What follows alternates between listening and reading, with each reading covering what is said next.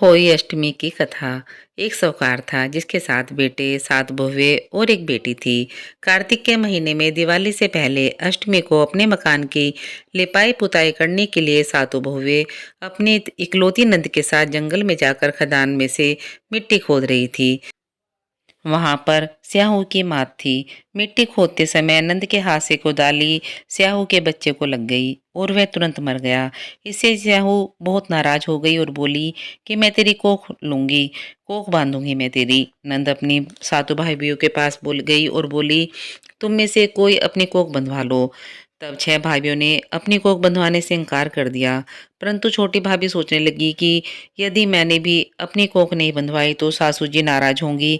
यह सोचकर नंद के बदले में छोटी भाभी ने अपनी कोख बंधवा ली। इसके बाद छोटी भाभी के जो बच्चा होता वह 7 दिन का होकर मर जाता। एक दिन उसने पंडित जी को बुलाकर पूछा कि मेरी संतान 7वें दिन मर जाती है, इसके लिए मैं क्या करूं? तब पंडित जी ने कहा कि तुम सुरही गाय की सेवा करो। सुरही गाय स्याहू माता की बहन है, वह तेरी को खुलवा देगी, तभी तेरा बच्चा बचेगा, तभी वह जिएगा। अब वह बहुत जल्दी उठकर चुपचाप सुरही गाय के नीचे साफ सफाई कराती। गाय एक पैर से लंगड़ी थी। गौ माता बोली कि हर रोज उठकर कौन मेरी सेवा कर रहा है, मैं आज देखूंगी। गौ माता खूब सवेरे उठी तो क्या देखती है कि साहूकार के बेटे की बहू उसके नीचे साफ सफाई कर रही है। गौ माता बहू से बोली कि क्या मांगती है? साहूकार की बहू बोली कि सहू माता तुम्हारी सहेली है और उसने मेरी कोख बांध रखी है, मेरी कोख खुलवा दो। गौ माता ने कहा, अच्छा। गौ गौ माता साहूकार की बहू को अपनी भाईली के पास लेकर चली। रास्ते में कड़ी धूप थी, वे दोनों एक पेड़ के नीचे बैठ गई। थोड़ी देर के बाद एक सांप आया, उसी पेड़ पर गरुड़ पंखनी के बच्चे को डसने लगा। साहूकार की बहू ने सांप ढाल के नीचे दबा दिया और बच्चे को बचा लिया। थोड़ी देर में गरुड़ पंखनी आई तो वहां खून देखकर साहूकार की बहू को चोंच मारने लगी। साहूकार की बहू ने कहा, मैंने तेरे बच्चे को नहीं मारा, बल्कि सांप तेरे बच्चे को मारने आया था। मैंने तो उससे तेरे बच्चे की जान बचाई है। यह सुनकर गरुड़ पंखनी बोली कि मांग तू क्या मांगती है? वह बोली, 7 समुंदर पार सहू माता रहती है, हमें तुम उनके पास पहुंचा दो।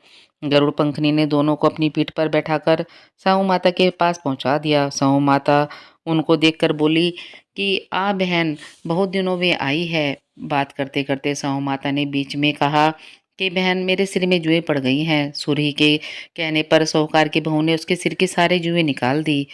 इस पर साहू माता ने प्रसन्न होकर कहा, तूने मेरे सिर में बहुत ही सिलाई डाली है, इसलिए तेरे 7 बेटे और 7 बहुएं होंगी।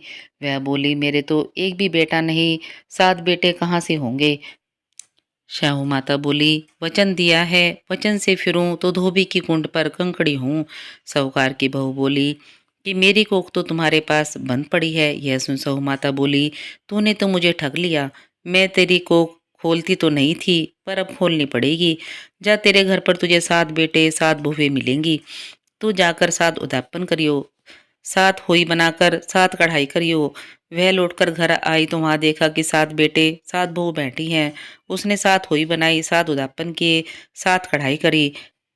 शाम के समय जेठानियां आपस में कहने लगी कि जल्दी जल्दी धोक पूजा कर लो, कहीं छोटी बच्चों को याद करके रोने न लगे। थोड़ी देर में उन्होंने अपने बच्चों से कहा, अपनी चाची के घर जाकर देख कर आओ कि आज वह अभी तक रोई क्यों नहीं। बच्चों ने आकर देखा और कहा कि चाची तो होई बना रही है, खूब उद्यापन हो रहा है। यह सुनती जेठानियां जोड़ी जोड़ी वहां आई और आकर कहने लगी कि तूने कोक कैसे खुलवाई? उसने कहा, तुमने तो कोक बंधवाई नहीं थी, सो मैंने कोक बंधवा ली थी, परंतु अब सहू माता ने दया करके मेरी कोख खोल दी है। सहू माता जैसे साहूकार के बेटे की बहू की कोख खोली, वैसे ही हमारी और सब परिवार की बहुओं की कोख खोलती जाना। कहता है सुनता की, हुंकारा भरता की। इसके बाद विनायक जी की कहानी भी कह सुन लेते हैं। एक बार गणेश जी यानी कि चुटक मीनार जी एक चुटकी में चावल और एक चम्मच में दूध लेकर घूम रहे थे और कह रहे थे, कोई मेरी खीर बना दो। लेकिन कोई भी उनकी खीर नहीं बना रहा था और उनके ऊपर सब हंस रहे थे। एक बुढ़िया अम्मा बोली कि ला बेटा, मैं तेरी खीर बना दूं। तब वह बुढ़िया कटोरा लेकर आई। तब विनायक जी बोले कि माई, कटोरा क्यों लाई है, एक बड़ा भिगोना लेकर आ।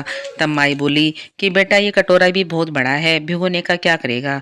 तब विनायक जी ने कहा कि चढ़ा कर तो देख। बुढ़िया माई ने भिगोना चढ़ा दिया और चढ़ाते हुए दूध से भर गया। फिर विनायक जी ने कहा कि मैं बाहर जाकर आता हूँ, तो तू खीर बना कर रखियो। खीर बनाकर तैयार हो गई तो उसने बाहर जाकर देखा कि विनायक जी आ जाओ खीर खा लो, लेकिन विनायक जी वहाँ नहीं थे। बुढ़िया माई का मन ललचा गया और वह दरवाजा बंद करके खीर खाने लगी और अपने बेटा बहू को भी दे दी।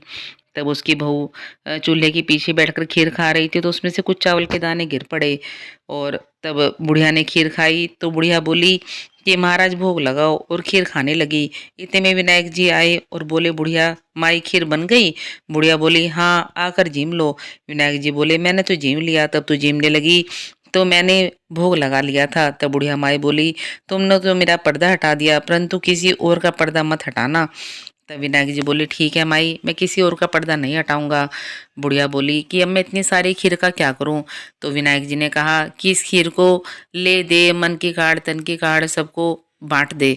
तो बुढ़िया बाल्टी में खीर लेकर सबको बांटने के लिए गई तो मोहल्ले की औरतें कहने लगी कि अरे इसने तो हमारा धन खींचकर सारा बुढ़िया के घर में डाल दिया। और वे कहने लगी ये बुढ़िया किस दिन इस लायक थी कि वह किसी को खीर खिलाए।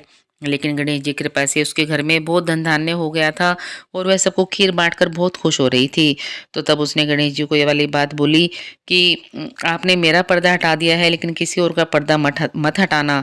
तब विनायक जी महाराज ने कहा खूब धन दौलत भर दिया है विनायक जी महाराज, और जैसा बुढ़िया माई को तारा ऐसा ही सबको तारना और सबके परिवार में ऐसी अपनी दया दृष्टि बनाए रखना। बोल गणेश जी महाराज की जय।